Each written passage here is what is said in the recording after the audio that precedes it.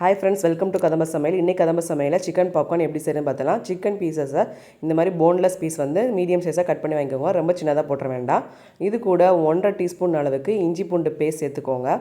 இது கூட அடுத்தது பார்த்திங்கன்னா தனி மிளகாய்த்தூள் 1 டீஸ்பூன் சேர்த்துக்கோங்க. நெக்ஸ்ட்டு பார்த்திங்கன்னா சிக்கன் மசாலா, நீங்கள் கடையில் வாங்கின பவுடராக கூட இருக்கலாம், அது ஒரு 1.5 டீஸ்பூன் அளவுக்கு சேர்த்துக்கோங்க. இது கூடவே பார்த்திங்கன்னா இந்த டிஷ்ஷுக்கு தேவையான அளவு உப்பு ஆட் பண்ணிக்கோங்க. நான் எனக்கு எடுத்துருக்கிறது பார்த்திங்கன்னா ஒரு 1/4 கிலோ அளவு தான் சிக்கன் இருக்கும். ஸோ அடுத்து பார்த்திங்கன்னா ஒரு 2 டேபிள் ஸ்பூன் அளவுக்கு சோள மாவு சேர்த்துக்கோங்க, கார்ன்ஃப்ளவர். ஸோ இதை சேர்த்துட்டு ஒரு முட்டையோட வெள்ளைக்கரு மட்டும் ஆட் பண்ணிக்கோங்க, எக்கோட ஒயிட் மட்டும் ஆட் பண்ணிக்கோங்க. இப்போ நீங்கள் அதிகமாக எடுத்திங்கன்னா 2 முட்டையோட வெள்ளைக்கரு சேர்த்துக்கலாம். இதை சேர்த்துட்டு நல்லா வந்து மிக்ஸ் பண்ணிக்கோங்க. இந்த பாப்கார்ன் ரெசிபிக்கு நம்ம சிக்கன் வந்து நல்லா ஊறணும். ஸோ மேரினேஷன் வந்து ரொம்ப ரொம்ப இம்பார்ட்டன்ட்.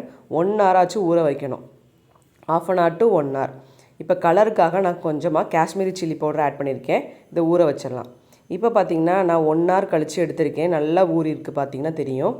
இப்போ அடுத்த இன்க்ரீடியன்ட் பார்த்திங்கன்னா பேன்கோ பிரெட் க்ரம்ஸ். நம்ம கோட் பண்ணுறதுக்கு இதான் மெயின் இன்க்ரீடியன்ட். இது நம்ம எல்லா சூப்பர் மார்க்கெட்லேயும் கிடைக்கும்.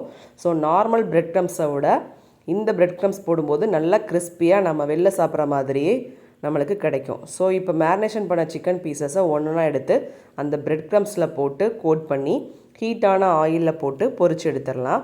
நான் ஆல்ரெடி ஆயில் ஹீட் பண்ணி வச்சுருக்கேன். ஸோ இப்போ எல்லா சிக்கன்லேயுமே வந்து பார்த்திங்கன்னா நம்ம அந்த பிரெட் க்ரம்ஸை டஸ்ட் பண்ணி எடுத்துக்கலாம். ஸோ இது ரொம்ப ரொம்ப கிறிஸ்பியாக டேஸ்டியாக இருக்கும். நீங்களும் செஞ்சு பாருங்கள், கிட்ஸுக்கு ரொம்ப பிடிக்கும். ஸோ நம்ம வெளில வாங்கி கொடுக்குறத விட நம்ம வீட்டிலே செஞ்சு கொடுத்தோன்னா அப்படின்னா கொஞ்சம் ஹெல்த்தியாகவும் இருக்கும். இப்போ நம்ம ஹீட்டான ஆயிலில் போட்டுடலாம். ஃப்ரை பண்ணும்போது நம்மளுடைய ஃப்ளேம் வந்து எப்போயுமே லோவில் வச்சுக்கோங்க, மீடியம் கூட இருக்கக்கூடாது, நல்ல லோ ஃப்ளேமில் வச்சுக்கோங்க. ஆயில் நல்லா ஹீட் ஆகிடணும், ஹீட் ஆகிட்டு லோ பண்ணிக்கோங்க.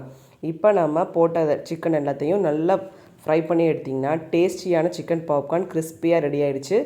பாருங்கள், பார்த்தாலே தெரியும் உங்களுக்கு, ஆயில் எதுவுமே இருக்காது.